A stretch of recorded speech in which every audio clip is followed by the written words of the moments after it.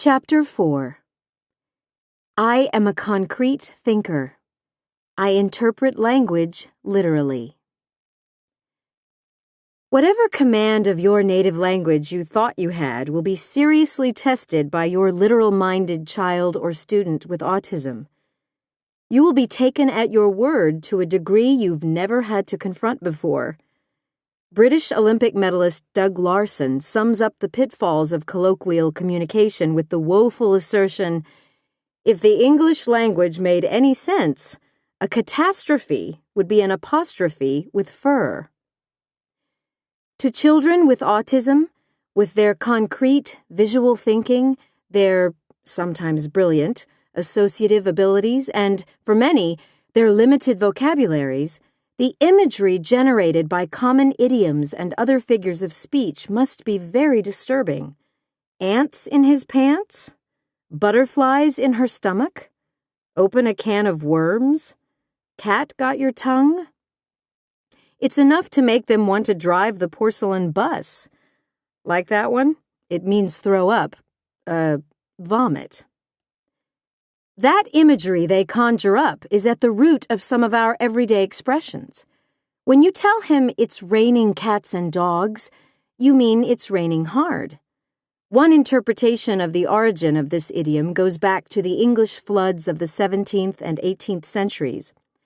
After torrential downpours, the bodies of drowned cats and dogs littered the streets.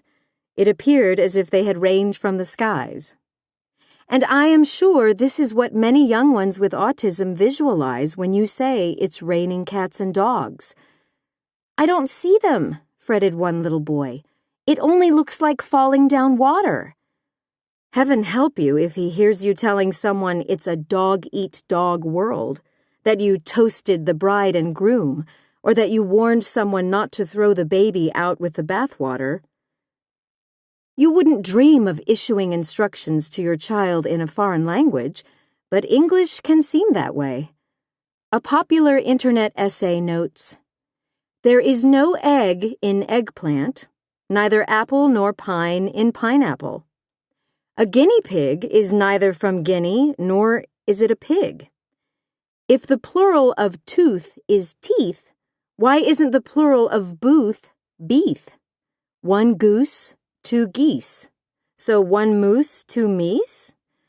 If teachers taught, why haven't preachers praught? We have noses that run and feet that smell. How can a slim chance and a fat chance be the same, while a wise man and a wise guy are opposites?" The lunacy continues with homographs. "The nurse wound gauze around the wound. Farms produce produce. The birds scattered and the dove dove into the woods. When you get close to the window, close it. Lead me to the lead pipe. Go polish the Polish table. Can you wind your watch in the wind?" Communicating with a literal thinking child requires that we pause to consider our phrasing. It may take some retraining, yours, not his. In time, with maturity and education, the concrete thinking child can acclimate to some degree of recognizing idioms and inferential language. While he is young and his receptive language challenges many, don't add to his befuddlement. Watch for common snags like these. Idioms and clichés. Don't say, "You are the apple of my eye." Instead say, "I love you very much." Don't say, "I'm at the end of my rope." Instead say, "I'm getting angry." Don't say, "Bite your tongue." Instead say, "Don't speak to me like that." Don't say, "Let's call it a day." Instead say, "It's time to stop for now." Don't say, "I smell a rat." Instead say, "This doesn't seem right to me." Non-specific instructions. Say exactly what you mean and don't make your child or student figure out non-specific instructions. Don't say, "Hang it over there." Instead, say, "Hang your coat on the hook by the door." Don't say, "Stay out of the street." Instead, say, "Stop your bike at the end of the driveway." Don't say, "Quit kicking." Instead, say, "Keep your feet under your desk." Don't say, "Let's get going." Instead, say, "We're going home now." Inferences. Similar to the non-specific instruction, an inference comes across to the child with autism as merely a statement of fact. Don't make him guess. Specify the action you want him to take. Don't say, "Your room's a mess." Instead, say, "Hang up your clothes." Don't say, "You didn't turn your homework in." Instead, say, "Put your book report on my desk." Don't say, "It's too cold outside." Instead, say, "Wear long pants instead of shorts today." Don't say, "I don't like that noise." Instead, say, "Turn down the sound on the TV." Phrasal verbs.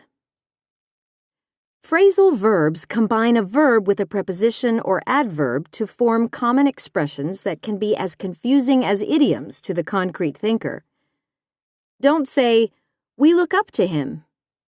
Instead, say, "We admire him. He sets a good example." Don't say, "The car is acting up."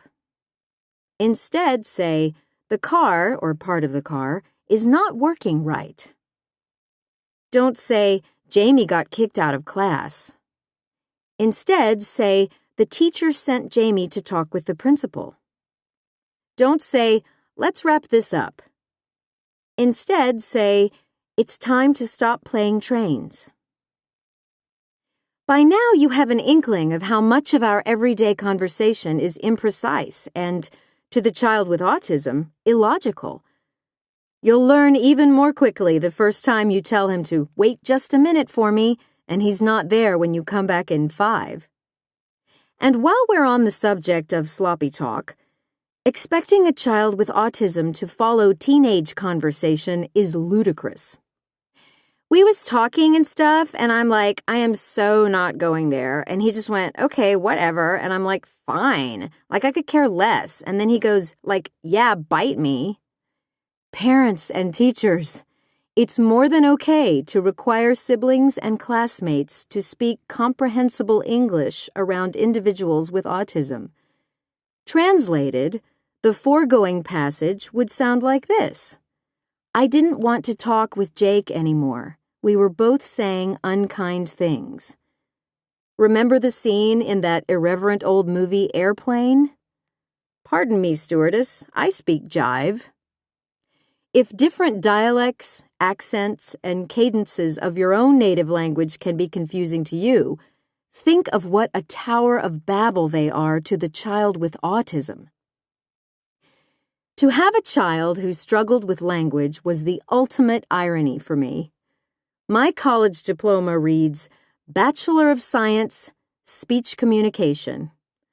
The top shelf of our garage houses a crate of gently rusting high school debate trophies. Yes, I am a certified windbag. I come from a family of inveterate punsters and wordmeisters, forever dreaming up obscure word games. I trod a major learning curve to first realize my child wasn't capable of or interested in this kind of verbal jousting, and second, accept that if I wanted to communicate meaningfully with him, and oh, how I did, I would have to rework my own manner of presentation. I had to think before I spoke. I had to carefully choose my words, my tone of voice, my inflection. If I didn't, he would tune me out, without malice, without annoyance, and without the slightest acknowledgement that I was even in the room. And you thought this didn't happen until the teen years. Getting into the practice of communicating with your child on his custom wavelength is excellent preparation for those teen years, when your child will treat you to typical teen behaviors alongside her autism-influenced ones. Starting now, listen to everything your child wants to tell you, including that which is not verbal. Look at him when he speaks or otherwise attempts to communicate with you and answer him every time. Non-response from him tells you, message undeliverable, try a different way. Setting up that reciprocal exchange, he hears you, you hear him, gives him confidence in the value of his message, whatever it may be and however it may be delivered. That confidence will become the motivation that moves him beyond concrete responses to spontaneous offerings and on to initiating thoughtful and thought-filled conversation, something parents and teachers of language-challenged children alike yearn for. While you work on framing your communication in more concrete terms, your child will give you gentle, judgment-free direction to keep you on track. It tickled our family to pieces when Bryce became able to handle answering the telephone. My mother, a health professional with ample understanding of her grandchildren's challenges, nonetheless tripped herself up nearly every time she called. "Hi, Bryce," she'd say, "what are you doing?" To which he would reply, "Well, Grandma, I'm talking to you on the phone." We all learned to ask more concrete questions, the kinds that lead to conversation. What did you do in science class today? What would you like to do on Saturday? What book are you reading this week? My most infamous idiom tale unraveled when Bryce was 7. I call it the terrible, weary battle of the hangnail. You'll recognize it as one of those dreadful incidents that escalate from nothing to warfare before you have time to realize what's happening. He came to me with a tiny hangnail on the index finger. "No big deal," I said. "I'll just nip it off with the nail clippers." "No," he shrieked with gale force. "It will hurt." This child had spent his whole life being impervious to pain and cold. For reasons I could not imagine, this hangnail rose up as an antagonist of Goliath proportions. First, the usual rebuttals. "It won't hurt, I promise. I'll be quick. Look the other way." "No? Okay, you can do it yourself. No clippers? Just bite it off." "No? We'll numb it with an ice pack first." "No, we'll soften it up with a warm bath." "No." Out came plans B, C, D, E, F, and G, like horrid cat-in-the-hat variations. All were rejected. Exasperation on both sides escalated sharply. The evening wore on. Was that me, almost shouting? I felt myself losing it, being sucked in, towed down, unable to break the fall. Now 2 people were miserable instead of 1. "Look," I said, "here are the choices. I nip it off, you nip it off, or you live with it." "No!" Envision the scarlet face, tears flying, and hair matted with sweat. Bedtime came, and with it, a mom determined to spare 2 people a sleepless night. As I bent to tuck him in, stealthily palming the nail clipper, I grabbed his finger and the hangnail was history. An unforgettable look of pure surprise eased across his face. "There," I said. "Did it hurt?" "No." The next morning, I took him up on my lap and told him 2 things. First, he had to trust me. If I told him something would not hurt, I meant it. I would always be honest with him if something was going to hurt, like a shot. I respected his preference for the truth, however unpleasant. Then I told him I admired his tenacity, meaning that he stood by what he believed, didn't back down, resisted pressure. That took strength and courage. You stuck to your guns, I said, and that can be a good thing. The words hadn't cleared my lips before I knew I had goofed. I don't want to stick to a gun, he cried, alarmed. And then, are you sure you didn't mean gum?